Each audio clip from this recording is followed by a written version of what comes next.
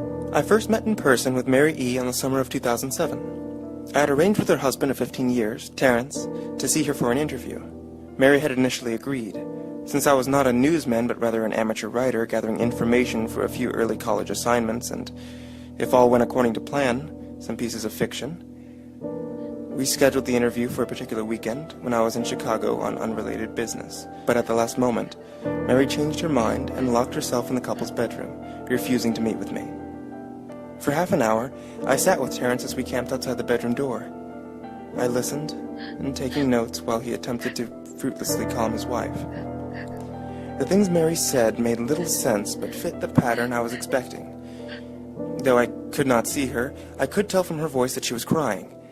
And more often than not, her objections to speak with me centered around an incoherent diatribe on her dreams, her nightmares.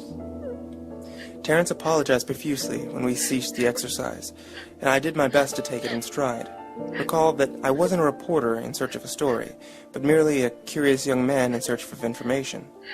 Besides, I thought at the time I could perhaps find another, similar case if I put my mind and resources to it.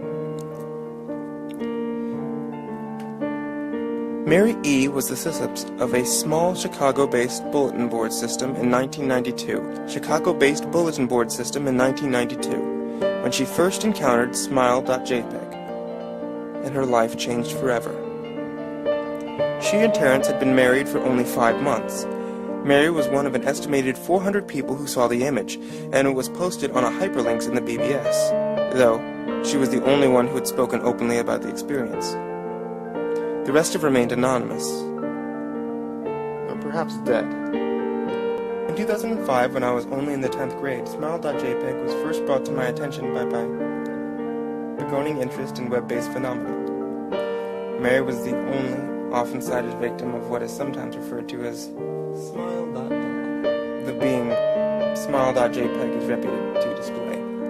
What caught my interest, other than the obvious macabre elements of the cyber legend and my proclivity towards such things, was the sheer lack of information, usually to the point that people don't believe it even existed, other than a rumor or a hoax. It is unique because, though the entire phenomena centers around a picture file, the file is nowhere to be found on the internet. Certainly many photo-manipulated simulacra litter the web, showing up with the most frequency on sites such as the image board 4chan, particularly the X-focused paranormal subboard.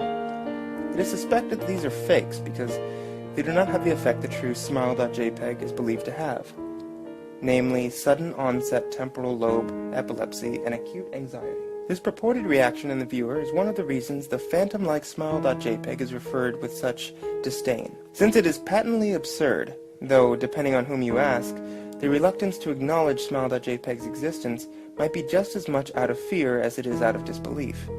Neither Smile.jpg nor Smile.dog is mentioned anywhere on Wikipedia, though the website features articles on such other, perhaps more scandalous shock sites as Hello.jpg or Two Girls, One Cup. Any attempt to create a page pertaining to Smile.jpg is summarily deleted by any of the encyclopedia's many admins. Encounters with Smile.jpg are stuff of internet legends. Mary E.'s story is not unique.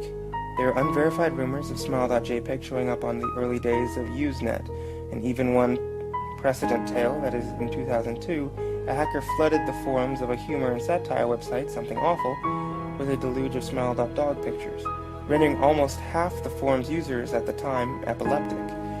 It's also said that the mid-late 90s, the Smile.jpg circulated on the Usenet as an attach of a chain email with the subject line, "Smile, God loves you."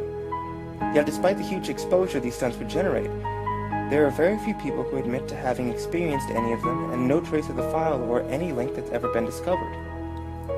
Those who claim to have seen Smile.jpg often weakly joke that they were far too busy to save a copy of the picture to their hard drives. However, all alleged victims offer the same description of a photo. A dog-like creature, usually described as appearing similar to a Siberian husky, illuminated by the flash of a camera, sits in a dimly lit room. The only background detail is a visible human hand extending from the darkest corner of the left side of the frame. The hand is empty, but usually described as beckoning. Of course, most attention is given to the dog, or dog creature, as some victims are more certain than others about what they are claiming to see. The muzzle of the beast is repeatedly split in a wide grin, revealing 2 rows of very white teeth, revealing 2 rows of very white, very straight, very sharp, very human-looking teeth. This is, of course, not a description given immediately after viewing the picture, but rather a recollection of the victims, who claim to have seen the picture endlessly repeated in their mind's eye during the time that they are, in reality, having epileptic fits. These fits are reported to continue indeterminately, often while the victim sleeps, resulting in very vivid and very disturbing nightmares. These may be treated with medication, though in some instances it is more effective than others. Mary E., I assume, was not on effective medication. That is why, after my visit to her apartment in 2007, I have sent out feelers to several folklore and urban legend-oriented news groups, websites, and mailing lists, hoping to find the name of a supposed victim of Smile.jpg who felt more interested in talking about his experiences. For a time, nothing happened, and at length I forgot completely about my pursuit, since I had begun my freshman year of college and was quite busy. Mary contacted me via email, however, near the beginning of March 2008. Dear Mr. L., I'm incredibly sorry about my behavior last summer when you came to interview me. I hope you understand that it was no fault of yours, but rather my own problems that led me to act out as I did. I realized I could have handled the situation more decorously. However, I hope you will forgive me. At the time, I was afraid. You see, for 15 years I've been haunted by Smile.jpg. Smile.dog comes to me in my sleep every night. I know that sounds silly, but it's true. There is an ineffable quality about my dreams, my nightmares, that makes it completely unlike any real dreams I have ever had. I do not move and do not speak. I simply look ahead, and the only thing that's ahead of me is the scene from that horrible picture. I see the beckoning hand, and I see the Smile.dog. It talks to me. It's not a dog, of course. I'm not quite sure really what it is. It tells me that it'll leave me alone, if only if I do what it asks. All I must do, it says, is spread the word. That's how it phrases its demands, and I know exactly what it means. It wants me to show it to someone else. And I could. The week after my incident, I received in the mail a manila envelope with no return address. Inside was only a 3.5-inch floppy diskette. Without having to check, I knew precisely what was on it. I thought for a long time about my options.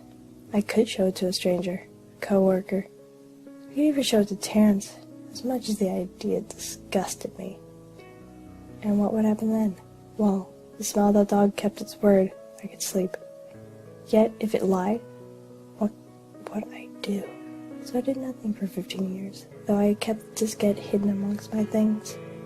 Every night for 15 years, Smile.dog has come to me in my sleep and demanded that I spread the word. For 15 years I've stood strong, though there have been hard times. Many of my fellow victims on the BBS board, when I first encountered Smile.jpg, stopped posting. I heard some of them committed suicide. Others remained completely silent, simply disappearing off the face of the web. They are the ones I worry about the most. I sincerely hope you forgive me, Mr. L. The last summer when you contacted me and my husband about an interview, I was near the breaking point. I decided I was going to give you the floppy diskette. I did not care if Smile.dog was lying or not. I wanted it to end.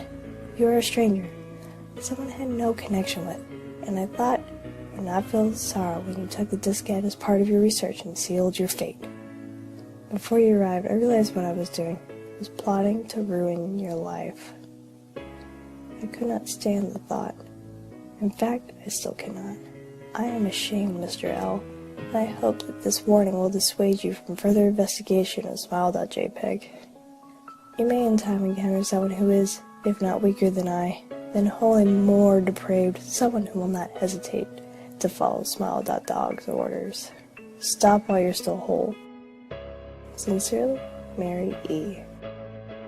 Terrence contacted me later that month with news that his wife had killed herself. While cleaning up the various things she'd left behind, closing email accounts and the like, he happened upon the above message. He was a man in shambles. He wept as he told me that he'd listened to his wife's advice. He'd found the diskette, he revealed, and burned it until it was nothing but a stinking pile of blackened plastic. The part that most disturbed him, however, was how the diskette had hissed while it melted. Like some sort of animal, he said. I will admit that I was a little uncertain about how to respond to this. At first I thought it was a joke, with the couple belatedly playing with the situation in order to get a rise out of me. A quick check of several Chicago newspapers' online obituaries, however, proved that Mary E. was indeed dead. There was, of course, no mention of suicide in the article. I decided that, for a time at least, I would no longer pursue the subject of Smile.jpg, especially since I had finals coming up at the end of May. But the world has odd ways of testing us. Almost a full year after I'd returned from my disastrous interview with Mary E., I received another email. Hello, I found your email through a mailing list. Your profile says you were interested in Smile.dog. I have saw it, and it is not as bad as everyone says. I have sent it to you, just spreading the word. Smiley face. The final line chilled me to the bone. According to my email client, there was one file attached, called naturally Smile.jpg. I considered downloading it for some time.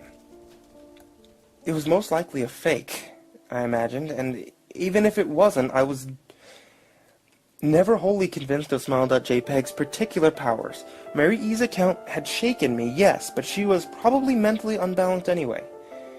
And even if such things were patently absurd, then why did legends even exist at all? If I downloaded the image, if I looked at it, and if Mary E. turned out to be correct, if Smile.dog came to me in my dreams demanding I spread the word, what would I do? Would I live my life as Mary had, fighting against the urge to give in until I died, or would I simply spread the word, eager to be put to rest? If I chose the latter route, how could I do it? Whom would I burden in? If I went through with my earlier intention to write a short article about Smile.jpg, I decided I could attach it as evidence. And anyone who read the article, anyone who took interest, would be affected. And even assuming the Smile.jpg attached to the email was genuine, would I be capricious enough to save myself in that manner? Could I spread the word? Yes. Yes, I could.